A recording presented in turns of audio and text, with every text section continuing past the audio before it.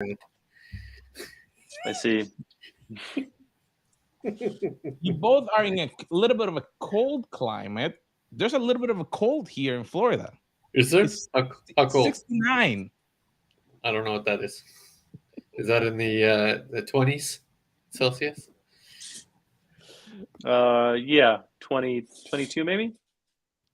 No, It is Celsius? 20.5. No. It's It's There we go. Sorry, I screwed up my math. 20.5. Wow, that is cold. We have a cruise coming up in the Mediterranean, and last time we did this cruise at Christmas time, we wore jackets like the jacket I'm wearing the entire time. It was sub 20s, even down in Malta, and it was raining in Paris, and it's currently in the teens, potentially even colder this winter. So we're not really looking forward to it. We're looking forward to the trip, not looking forward to the weather. That's I don't know how to react to that. That's very cold for that area. It is. Now the raining I don't mind, right? Because at least if it's a little bit warm, and by raining I just mean like misty at all times. You're kind of wet, but you're not soaking. Sure. But there's a pretty big distance between Paris and Malta. You'd think that there'd be relatively large degrees difference in heat. And Yeah. I may have worn shorts out of spite, but I'm not sure I should have. I wore shorts because I brought them, not because I should have actually worn them. That's funny. Yep. Yeah. I don't tend to I bring shorts on every trip with me. I almost never put them on. Only when you go to the gym every day for your 1 hour workout. Sure. For your 45-minute swim and your 1 hour workout. Yeah, generally I walk. That's weird. Generally I walk to the gym and then I go, yeah, that was a waste of time, and I turn around and walk back. All the way to the third floor. It said, wow, that looks like a lot of effort. Yep. Those guys look like they're working really hard. I don't want to do that. Nice. Carlos, you got plans for Christmas? What's your deal? Are you going down to South America? We're going up north. Yeah, North? We're going north to the snow. So we're planning to go into the Wisconsin Dells area. The kids haven't been on a big snow, like that they can go into the hills and stuff like that. So we're going up Christmas Eve, and then we're gonna come back on some time over there, then going down to Chicago for the food and or things like that. So I hope that I don't freeze like a popsicle because I haven't been cold in a long time, but that would be cool. Get to the Google office in Chicago. I enjoy it. Oh, that's true. There's a Google office in Chicago. Yep. We have past friends there. Remember Ziad? He's still running pre-sales team now. Oh, no kidding. Yep. Yeah, good guy. So, yeah, He's a good guy. We mentioned him in the pod. I'll let him know. So let me ask you a question. So with all these things, I think that this week is the week of the automation or AI. Everybody's posting something about it. Have you guys been paying attention to any of that? I'm not familiar with the term. So yeah. So I think 2023 is likely to be the year that AI makes an impact in our lives somehow. Like I think 2023 it'll be tangible.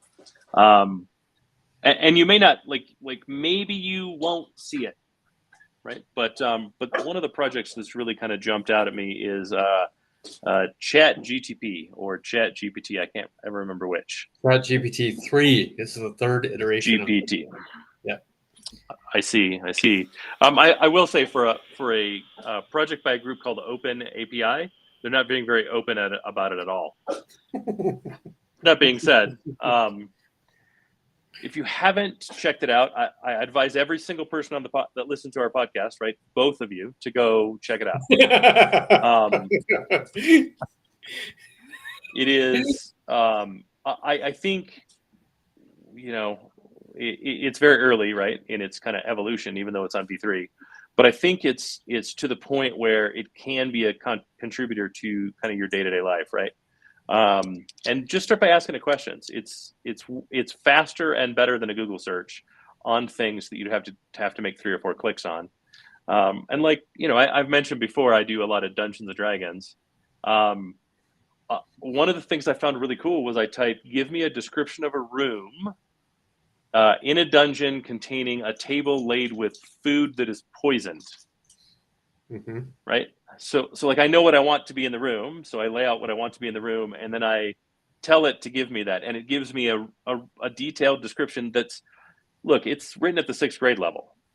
Right. But I don't actually need it to be written any higher than that to throw together a D&D game. This is not, this isn't key interaction points here.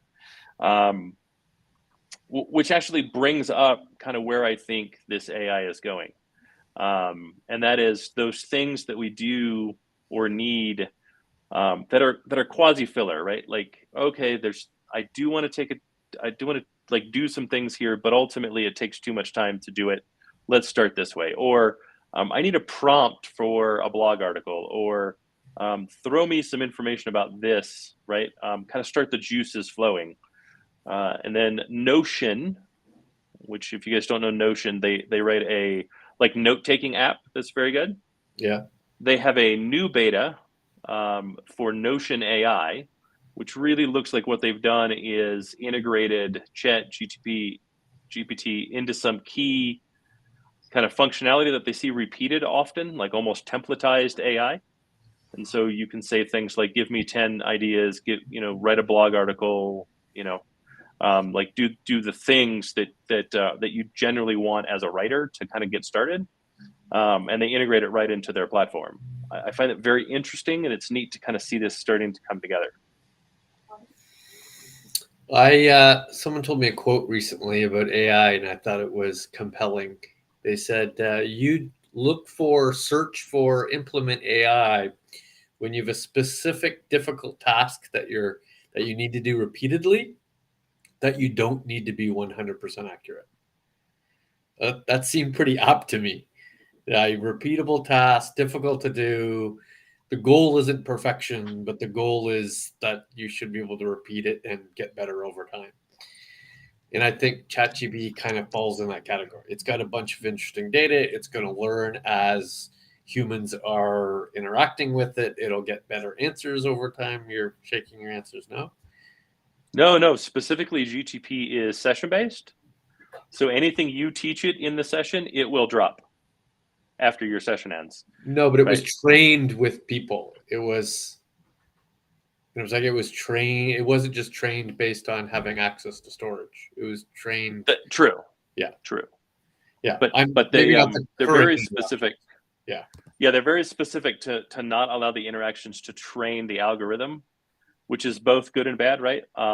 It's not necessarily something I'd want in a private system. In a private system, I'd want the interactions to train the AI. In a public system, it's too easy to troll the AI. True. It's free, it's compelling to troll the AI, right? Which is kind of why I want them to make it publicly available so that you can run it yourself if you want. Now, it takes a terabyte of storage, has to run in memory, it takes a bunch of CPU cores. You run it yourself, comes along with a certain level of commitment and cost. So likely you as an organization, but what would you I think it's interesting. What would you point at it? Like your internal. No. The data set's already there, right? So I'd don't you want it to know and learn corporate content, corporate context? Sure. Yeah. If I want to for, product names and values and so on and so forth, it should be able to see that.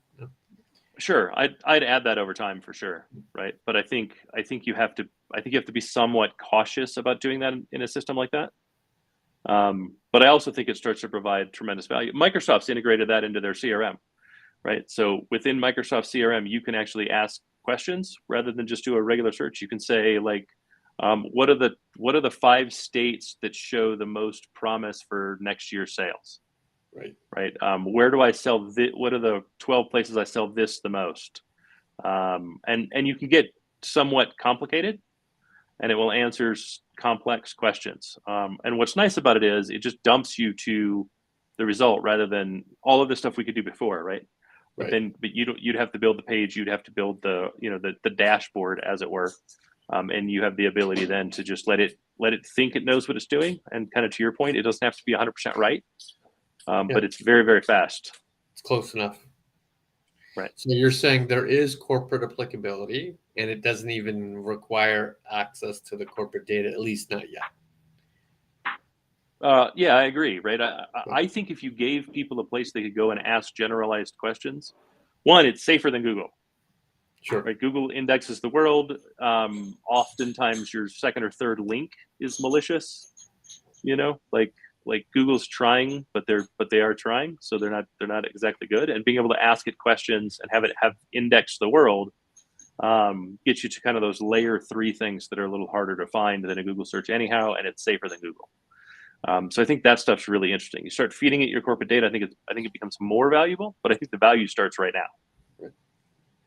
Now it is valuable, it is interesting, it is new, but don't we think that the Googles of the world are working on their own version of the same technology?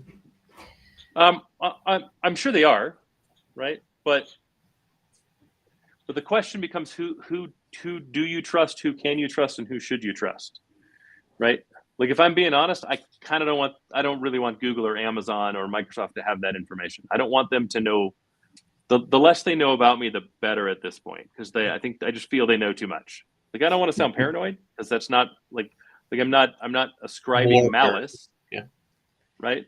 But they're pretty aware of what we do. I'd really like them to be less aware. And while yes, they're absolutely doing it, this at this point is at least a free project that has a high likelihood of becoming an open source project as it evolves. Right. What about if you use the technologies of the cloud providers so you can build it for internal? You will not want it that way? So if the cloud provider releases an open source version that has no connectivity to their cloud at all, sure, but they're not doing that. 0% of them are doing that, right? If I have the ability to deploy a component into my software, the component reaches out to their cloud and communicates with their cloud, in which case they still have the data. Right. Right. And it is very much kind of a catch-22, right? Like, do you really want to run that in your data center? Do you have the resources to commit to the overhead of these AI projects running in your data center, running in your environment, even if it's an isolated cloud, right? Running as infrastructure, as it were. And I'm not sure everyone would say yes. I mean, I'm sure everyone shouldn't say yes, right?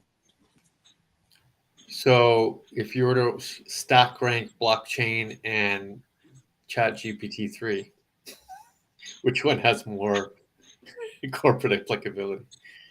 I actually think it's Chat GPT.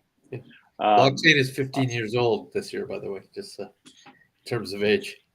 You'd Sure. think if it had wide corporate applicability that there'd be obvious and a variety of use cases currently in production now. You'd think Of blockchain. And again, I think blockchain has wide applicability. Like, if you think about it, eraser coding took 2 decades before it actually found its applicability.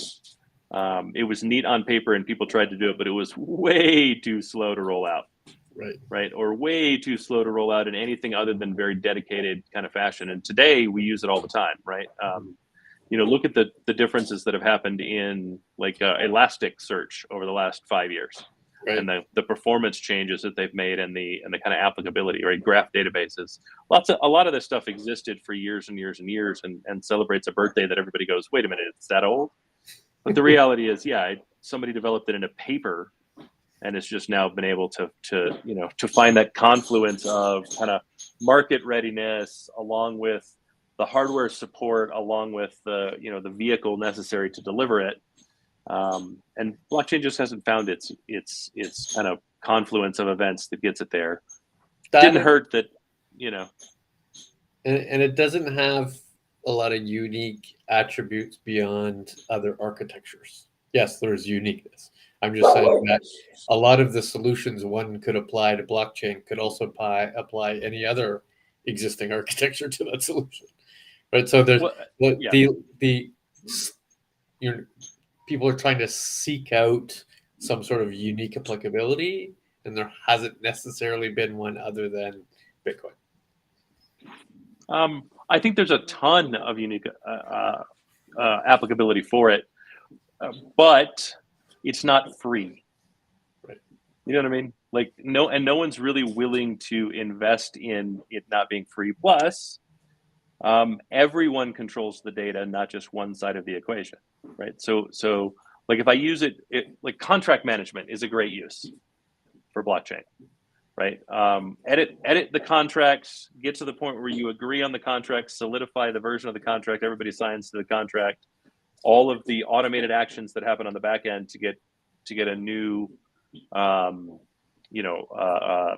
delivered, SOW finalized and locked in the system, payment schedules set up, whatever all that work is, could all be automated. All sides could hold equal value in that particular system, and all sides could then integrate with that system as needed. Like I think that's a really good use of blockchain, but it's also really expensive to set up. And what everybody has now, using some e-sign tool, seems to be working fine. That's right. Like one can solve that problem in something other than blockchain. That's the problem, right? Well, is there a problem that can only be solved with blockchain? That's where it becomes interesting. No, but I think that's also a false dichotomy, because none of the technology we have today, very little of the technology we have today, was the only solution to the problem. It was simply a better solution to the problem. Mm-hmm. Right? Like there's so little tech that's truly revolutionary that way. Almost all of it is evolutionary. Okay, then I'll substitute the word "only" for "better." Is there really a use case that blockchain is a better or fundamentally better than any other architecture one could use to solve that exact problem? General ledger, I actually think I don't buy general ledger. It can't be solved in the exact same way with some other technology. No, but the problem with general ledger is it's internal and external, right? And then we're doing a data exchange. Blockchain is not a data exchange. Blockchain is equal participation by all sides, and it is in fact a better way to handle that. Does the betterness of it outweigh the value? Like, is there any ROI to that? That's where I think the problem comes in. I think you're spending 5 or 10x what it would cost to just continue to work with the system with its flaws. And that's where I think the problem often lies, is blockchain just isn't cheap. And by isn't cheap, I mean blockchain is really expensive. Right. I guess I would fold that under the definition of better, but I understand how you're dissecting those two. Yeah. I mean, better has to wait to TCO, right? So is the technological solution better? I would say yes. Is the ROI better? Hell no, not by a long stretch. And up to this point, all of the blockchain stuff has been very fragile, right? So the care and feeding of it is pretty high, where e-sign contract management is really pretty low. So I think that's what we keep running into with blockchain. AI, I think, is very, very, very different. And I think part of the problem with AI is we want it to do simple things, and it's really bad at simple things, right? Instead, what we really want is automation without AI. Automation without AI is still fan-freaking-tastic. And when you need high reliability, high accuracy, and incredibly repeatable basic tasks, non-AI automation is great. I don't need a decision framework in there. Right. I don't need something to be the decider. I just need it to take the appropriate action, right? Faster. And I think, faster, more reliable, and 24/7, right? Like, I don't care when the issue comes in. When the task comes in, solve the task. There's no decision in it. Right? It's simply take action. AI becomes squidgy because it really is about the decision, and some of what makes AI great is that it is a black box, but it's also what makes AI dangerous. It's why I think your definition is really, really good. right? Things that are complex and don't need to be 100% right all the time, right? Right. I think that's a really good way to look at that. So we tackled blockchain, we tackled AI. What else did we miss in our 2023? ESG. ESG. We missed ESG. Wait, Right? what is that? What the heck is that? So ESG is a totally made up term, but it's environmental, social, and corporate governance. It doesn't make any sense to me that there's no C, but it doesn't matter. It's effectively sustainability, right? People? So when we're talking about it's environmental sustainability, right? So Europe has been way ahead of the U.S. of the Americas, I guess, in ESG. It's not been a big North America conversation until this year, and really kind of the later half of this year. I started to see a big spike in it, right? Conferences that I was going to, were having this big ESG push. I was seeing a lot of the topics.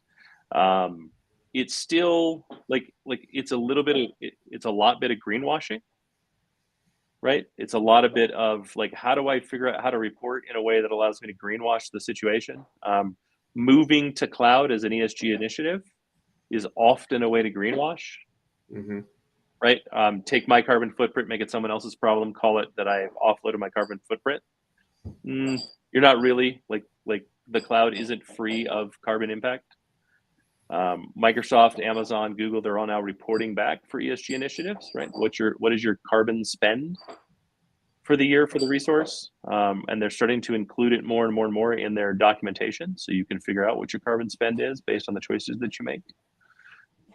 I think that's going to be a big one in the coming year. Especially for companies that are global, trying to kind of unify the discussion, even if they're outside, even if the office or work is outside Europe. I don't know if you guys are starting to see some of the same stuff with ESG. I see it both from the board perspective. So I'm seeing CISOs and CIOs present their power consumption numbers, right? And the presumption isn't necessarily that they're going to consume less power. In fact, arguably, they will consume more power over time, but they're consuming greener power. So the move to cloud, as an example, would only be valuable to you if that particular cloud used more green power than you currently use in your data center. It's kind of shuffling it around a bit because the power consumption is still the same. And I guess one could tweak their workloads to use different product and therefore different power to support it, I guess. But for the most part, that power is increasing. So the question is, if I'm reporting on my power and that power is being consumed differently, am I getting the appropriate sustainability requirements I need to as my organization? I'm shrugging my shoulders to that. I haven't really seen the proof point to that yet, but they're certainly reporting on it, and they're certainly doing their best to ensure that they can promote externally that they are more ecological than they were in the past, more sustainable now than they were in the past. They might, in fact, have some sort of sustainability goal, right? They're carbon neutral by 2027. Sure. Yeah. Sure. Yeah, I'm seeing all that. I will also agree that I think a lot of it is kind of MBA theater, Right. Right? Like management consulting theater, versus a real effort to become sustainable. I fully support environmentally healthy, environmentally conscious efforts, environmentally sustainable efforts. I'm not sure ESG is hitting the mark yet. Right? It seems like a lot of management speak rather than a lot of actual effect. Here's an interesting question that was posed in some CIO roundtables that recently. Was the power I consumed by having everybody at the office less than, greater than, or equal to all the power I'm consuming now everybody's at home in total for the corporation?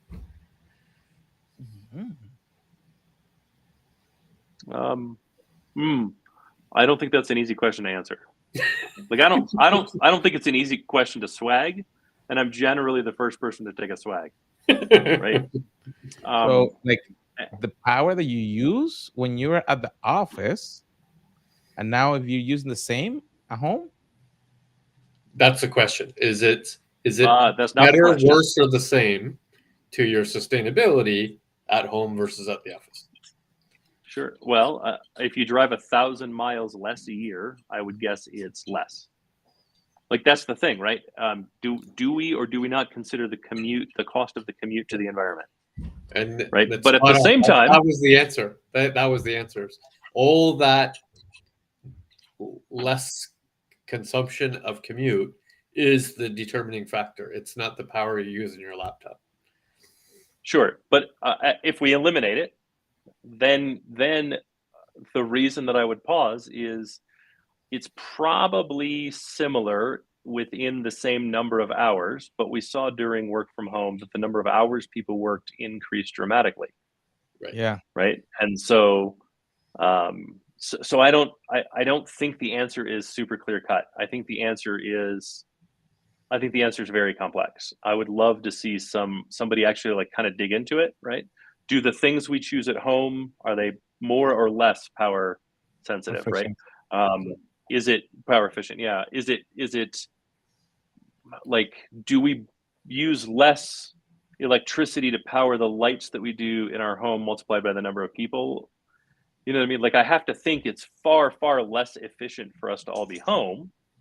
At the same time, add on the layer of the commute, and I think it starts to change. That was the presumption. That was kind of what the audience suggested, that there might be a 30 to 50% premium of power consumption being at home per person. However, that does not overweigh the power, the consumption of thousands of people going to work every day, whether that's driving or on the transportation or flying to your destination. So here's the question I have for you. If you didn't turn everything off at the office and the office is still effectively running as it was but empty, and you've added the commute from home, does that now outweigh the consumption at home? Does that now outweigh the commute? Probably. Right? Because like how many offices turned off the air conditioning, turned off all the lights, didn't have the cleaning crew in? You know what I mean? Like right. How much of that happened? And then with hybrid, it's all back on and all back on. Right. Even worse now. You're right. essentially consuming significantly worse, because not only do you have the commute back, but all the power's back on, and clearly they're not turning it off the one day people aren't in, because people are staggering their days in. Yep.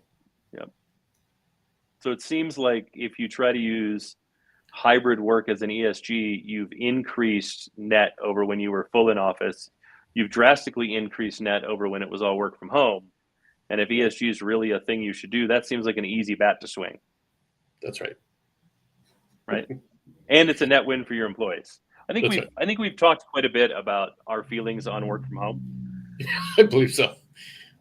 Right. Like it's a little ridiculous. I continue to see ridiculousness from company after company after company after company after company. Mm-hmm. Right. It's like, come on, guys. Like there's no argument that wins that. If you're not building something physical or serving customers in person, go home. Right. The last I mentioned might be that you need to code something securely in some way that you need to be blocked off. Right. That might be the only third dimension to that. But I'm not like we launch shit into space from our homes. That's true. You know what I mean? Like we didn't stop coding securely in the 2 years that everybody was on work from home for COVID. Like there are methods to do that. Sure. Are they as good? We could argue that they're not. I would agree that they're not. At the same time, I'm much less concerned about secure coding as I am clean desk policies really needing to be something that people concentrate on at home. Like if you had a secure desk policy at work that mattered, you should also have a secure desk policy at home, and it really should matter, right? Especially if you handle PII. If you work in HR, if you work in legal, if you work in finance, you should have a clean desk policy at home. And how would you audit that? I'm not sure that you can. Yeah, it's just a policy. You know what I mean? But I think, but I think as an individual, like that stuff should be important to you. My dog. Somebody got let in. All right. Funny. Was there a fourth item we missed that we should have talked to? Carlos, do we miss anything in our? No, we capture everything. So I think that the interesting detail, how all these tools will really impact us. I think that is was last episode that we said what will happen with the CEO 5 years from now, how all these changes that we're talking, the predictions, what we're looking at for 2023, how will that start shaping that new role of the CIO?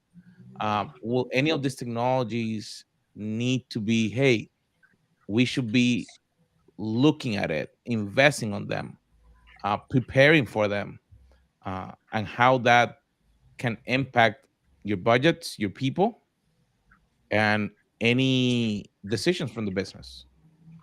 I think Um, I think we can actually take it away and go more individual than that, right? If you look at the landscape of what's possible with AI today, and that's why I really suggest that everyone look at Chat GPT and kind of play with it. That's what it can do today, and what it could do a year ago was not 1/10 that. Mhm. What it could do a year before that was not 1/10 that. Right? This thing's increasing its capability at a exponential rate. Think about what you do on a day-to-day basis and where the value lies in an AI infested world, right? I'd really spend some time over the holidays thinking about what does your personal development plan for 2023 look like in the face of some of the low-hanging fruit going away, right? Both from the perspective of how much do I do that will continue to have value, and then second, what do I do with the time that I get back, and how do I make that time valuable as well? I'm not sure you're going to have extra time, but I am concerned that you don't have anybody to take over for you when you leave or when you win the lottery. So if you're going to spend more time and energy, it's yes, learning new tech to prepare your team for the use of that tech going forward, but it's also to ensure that you have the people and the culture and the morale and the process to which you need to implement that technology over time.